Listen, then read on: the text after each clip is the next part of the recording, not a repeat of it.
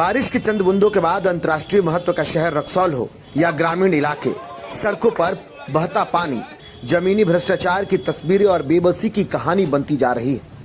यहाँ जब जब विकास की बात होती है तब तब मुंह चिढ़ाती व्यवस्था सवालों के घेरे में दिखती है।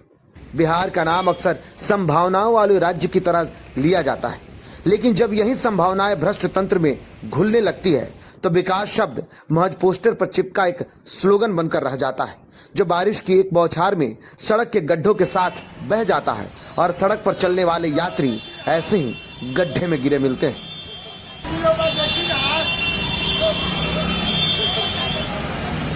इस स्थिति को देखने और समझने के बाद बस एक ही सवाल मन में उठता है, स्थानीय भ्रष्टाचार की, जो नगर परिषद से लेकर ब्लॉक और अनुमंडल स्तर तक फैल चुका है।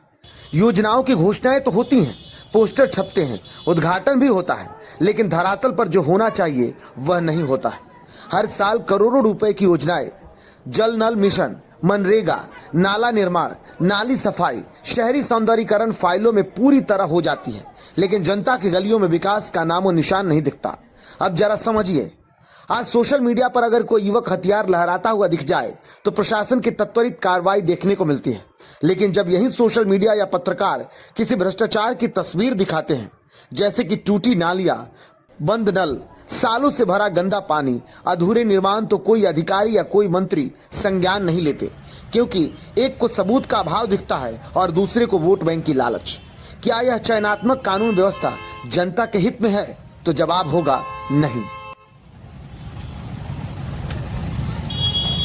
रक्सौल नगर परिषद की स्थिति इसका सटीक उदाहरण है।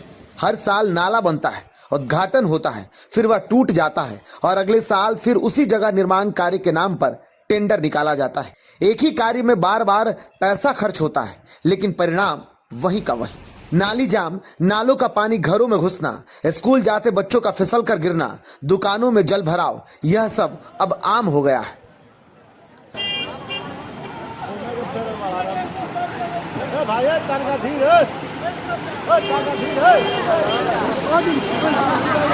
नगर विकास से जुड़े कई योजनाएं हैं जिसमें लाखों करोड़ों रुपए खर्च हो चुके हैं, लेकिन जब पत्रकार उन जगहों पर जाकर रिपोर्टिंग करते हैं तो पाते हैं कि वहां कुछ तो काम हुआ ही नहीं।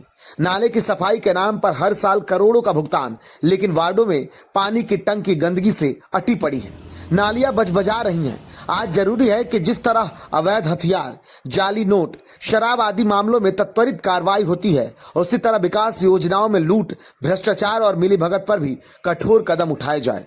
सोशल मीडिया, स्थानीय पत्रकार जब साक्ष्यों के साथ यह खबर दिखाते हैं तो प्रशासन को स्वतः संज्ञान लेना चाहिए, लेकिन भ्रष्टाचार के हाथ इतने मजबूत हैं कि यह मामला सिर्फ आज का नहीं है, सालों से यह चक्र चलता आ रहा है। एक ही ठेकेदार, वही पदाधिकारी, वही प्रक्रिया और वही भ्रष्ट प्रणाली।